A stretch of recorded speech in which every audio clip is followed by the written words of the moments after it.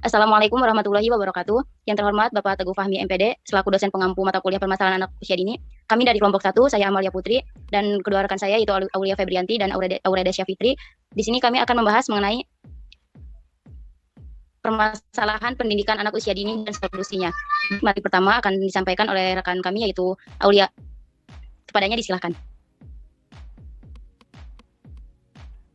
Baik, terima kasih. Pembahasan pertama adalah tentang gangguan fungsi panca indera yang banyak menimbulkan masalah pada anak usia dini adalah gangguan pada indera penglihatan dan pendengaran.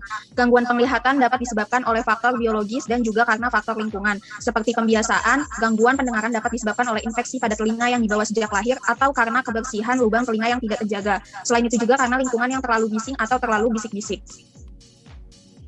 Selanjutnya adalah permasalahan pada anak usia dini ini. Yang pertama adalah cacat pada tubuh dapat diindikatorkan berupa ketidakmampuan anak untuk melakukan aktivitas yang menggunakan anggota tubuh seperti tangan dan kaki. Contohnya memakai pakaian, memegang benda, atau mengepal. Contoh kedua adalah cacat pada wajah biasanya muncul dikarenakan anak memiliki bibir sumbing, gigi tonggos, mata yang berbeda dengan mata anak yang normal, dan sebagainya. Hal ini bisa berpengaruh terhadap perkembangan konsep diri anak sebab biasanya anak-anak ini akan merasa sangat malu dan rendah diri karena diejek dan disingkirkan oleh teman-temannya. Lalu contoh ketiga adalah kidal. Kidal sering kali dikategorikan sebagai ketidakmampuan anak dalam menggunakan tangan kanan, tetapi kidal juga muncul karena kebiasaan anak dalam menggunakan tangan kirinya. Contoh keempat adalah anak hiperaktif, biasanya mengalami kesukaran dalam memusatkan perhatian pada jangka waktu tertentu. Jangka waktu perhatiannya sangat pendek, mudah terganggu perhatian dan pikirannya, tidak tenang, tidak bisa mengontrol diri, banyak bicara, serta tindakannya tidak bertujuan, tidak mampu berkonsentrasi terhadap suatu objek tertentu.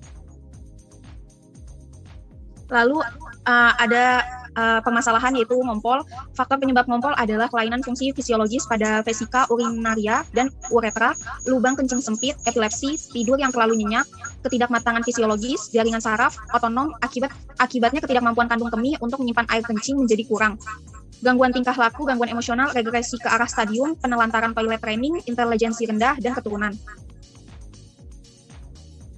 Selanjutnya ada gagap. Penyebab gagap biasanya terjadi karena adanya pemaksaan menggunakan tangan kanan pada anak kidal, nervous atau gugup, biasanya juga anak-anak yang cenderung introvert dan anak-anak yang kurang mampu mengadakan hubungan interpersonal dan sosial serta tidak percaya diri karena kurang seimbangnya dorongan berbicara dengan kecepatan berpikir.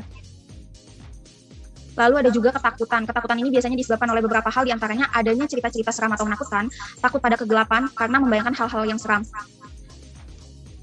Kesadaran anak akan kekurangan dirinya sehingga mendorongnya untuk berbohong karena ingin dipuji dan karena imajinasinya. Lalu ada juga permasalahan tentang mencuri. Penyebab anak mencuri diantaranya ialah tidak terpenuhinya kebutuhan secara material, kecintaan anak untuk melakukan petualangan dalam menaklukkan karena petualangan yang heroik, peniruan, cemburu, dan dendam, rasa kepemilikan yang tinggi terhadap barang orang lain.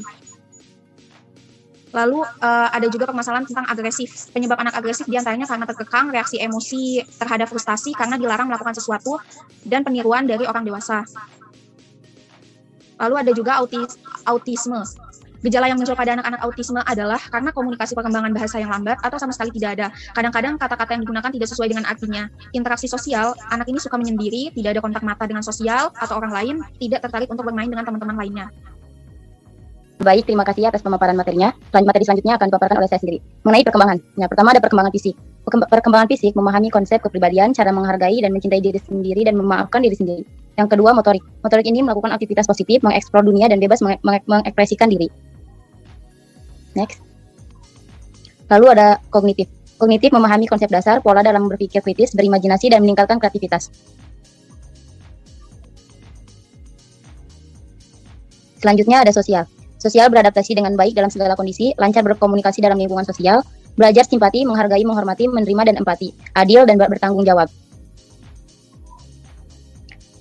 Selanjutnya ada perkembangan bahasa, seperti menghafal huruf, menghafal kosakata setiap hari, mempelajari bahasa asing, menggabungkan kata per kata menjadi sebuah kalimat, belajar frase dalam sebuah kalimat, dan berlatih berkomunikasi dengan lingkungan setiap hari.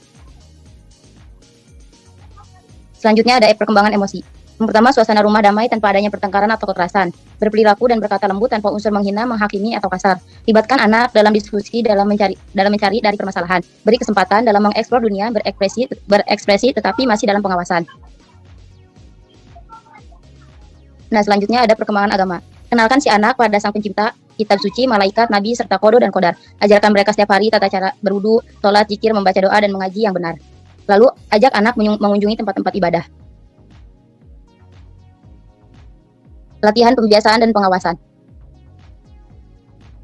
Nah, di sini ada referensi pembuatan PowerPoint dari kelompok kami.